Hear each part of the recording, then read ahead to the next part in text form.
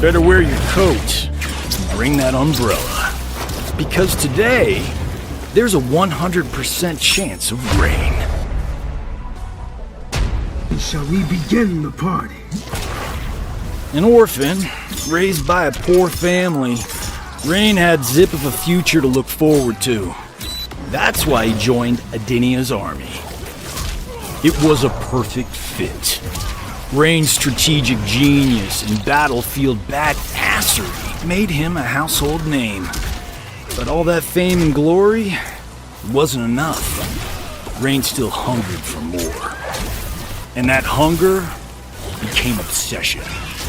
When he learned the true identity of his father, the god Argus, protector of Adinia. Once Rain learned he was a half-god, he set his sights higher.